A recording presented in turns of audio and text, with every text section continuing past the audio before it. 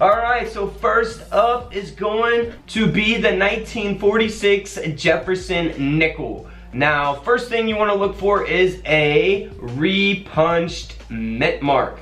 Okay, so this is actually going to be an RPM example right here. You can see to the left, to the bottom of the D is kind of where it's repunched. I know it's difficult to tell there, but that is a repunched mint mark for sure.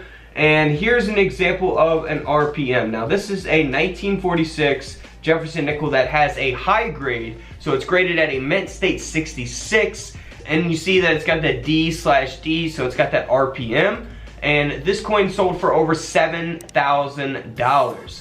Now if the coin was in bad condition, of course it's not going to sell for that kind of price. But even if it does have an RPM, definitely always worth keeping for sure.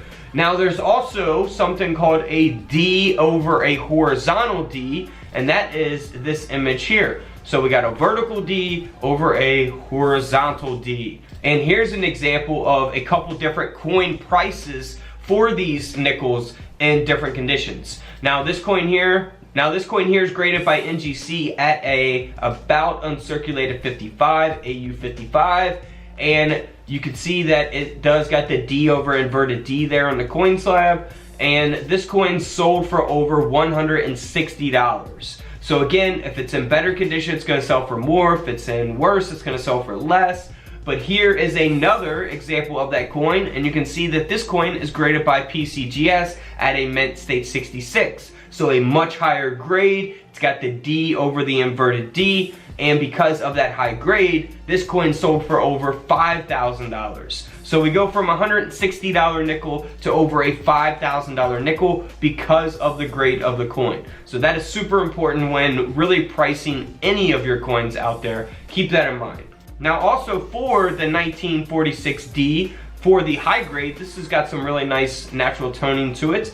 This coin here sold for over $5,000 as well, and it's because it's got that high grade. So there's not going to be tons and tons of these nickels with, you know, a mint state 67 grade. I don't know the exact numbers on this particular date of how many are out there at mint state 67 or higher, but you know, the fewer that they are, of course, the more valuable they're going to be. So $5,000 for that nickel. If we go to the 1946 no mint mark, high graded coin, graded by PCGS at a mint state 67. Again, the coin grading scale only goes up to 70. Like I say, I know you guys get tired of hearing that, but there's a lot of new people that come and watch the videos. So the grading scale does only go up to 70. This is at a 67.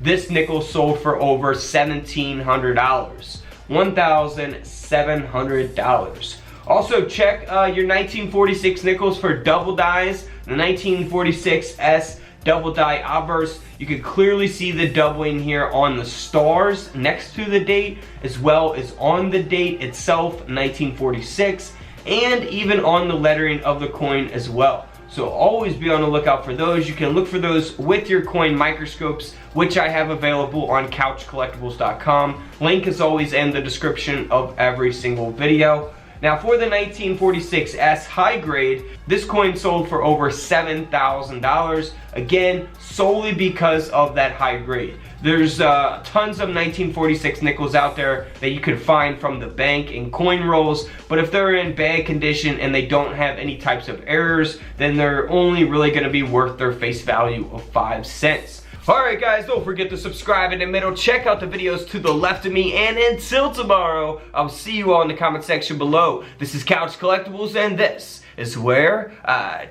disappear.